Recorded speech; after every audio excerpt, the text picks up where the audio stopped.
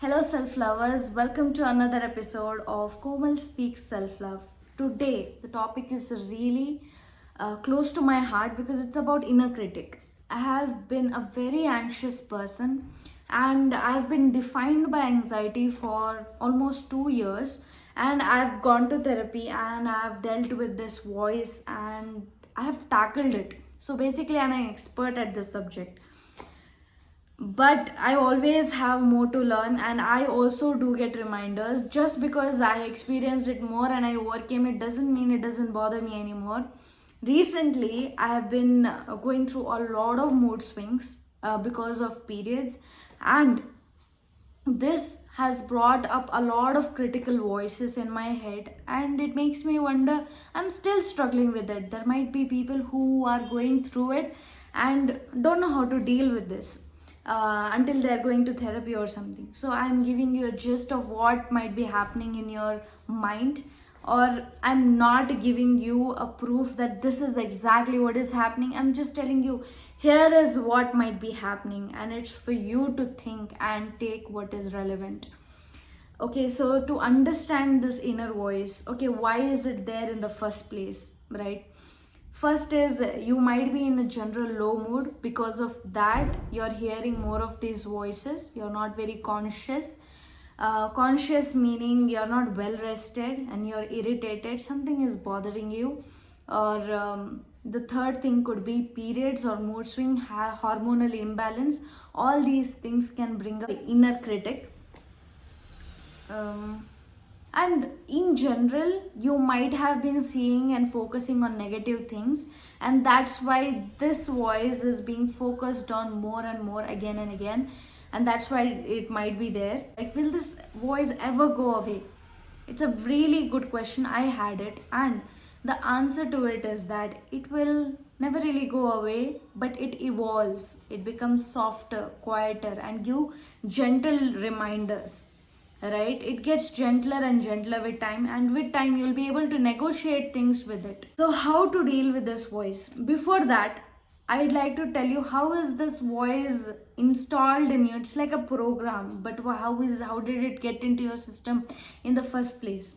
As we were children, or even when we were adults, like someone scolded us or something bad happened to us, there was a voice inside of you. It's called a protector personality. So it came in between the outside stimuli and your inner sense, and it became a protector personality, as in it started to scold you so that you don't get scolded by the other people around you.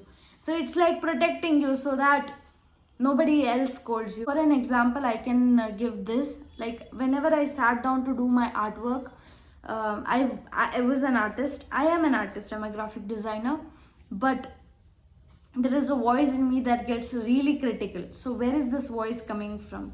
I think this voice wants to tell me that, hey, you gotta do a good job, otherwise people around you will have a bad opinion about it, and that's not going to feel good.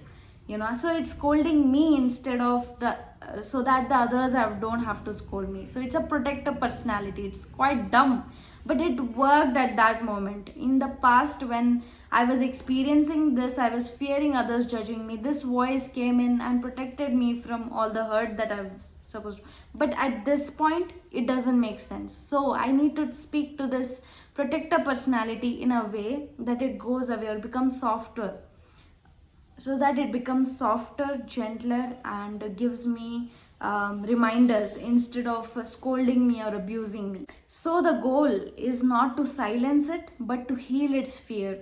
How to heal this? Step number one, recognize it. Whenever there is a negative mental chatter in your head, you spot it and you say that, hey, this is protective personality, it's scolding me so that I do better. Another thing that truly helps is recognizing that it is not you altogether, like who is punishing yourself.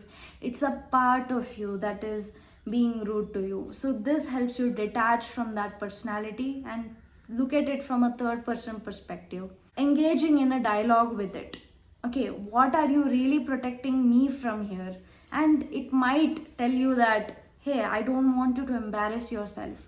I don't want you to feel sad again. That's why I'm scolding you, so that others don't scold you. Something like that, it might be its answer. So, this is called parts work. It's just questioning that part of you that is feeling a certain way, and it's stopping you from feeling whole.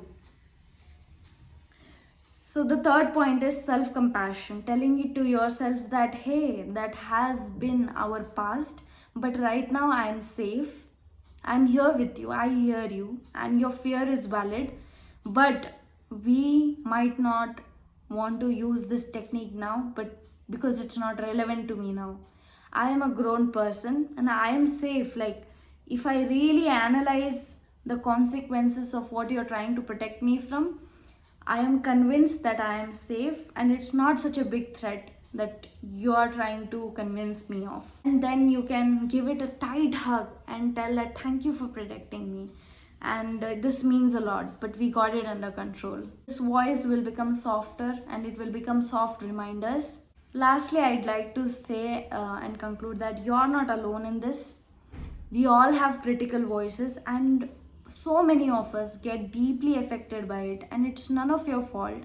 You just have not known and had the tools to deal with it earlier, but now you're better and you can do much more amazing things, and you can make yourself safe now, or at least we are in the journey of making ourselves love ourselves and heal ourselves from past wounds. So you're not broken to have this voice, it just means that you're human. This inner voice comes from past hurt, but even in that case, it's not such a bad thing, because even in cases of pain, your body has tried to fight for you and bring up that protective personality to protect your light. So that's the function of protective personality, which is the inner critic. It's not your enemy, it's your ally. And if you learn to speak to it in a very gentle, soft, compassionate way, it will speak back to you. And then you can come to a common ground.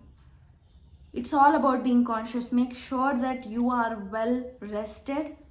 You go with the intention of showing kindness to yourself, because when we are self loving, we are seeing ourselves from a third person perspective, and we are giving love to ourselves. So inner voice is one confused character which is rude to us, but we gotta show a lot of love to it so that we become absolute awesome self lovers and lead a beautiful life. So this is a really important one in any self-love journey, being kind to your critical voice and understanding it, and learning how to incorporate its insights into your life beautifully. That's it for this video. Thank you so much for watching. If you like this video, click on a thumbs up button and comment and tell me what you liked about this video, or if it resonated any part, any sense in your, add some value to the audience so that we all learn from what you have to say. See you in the next video.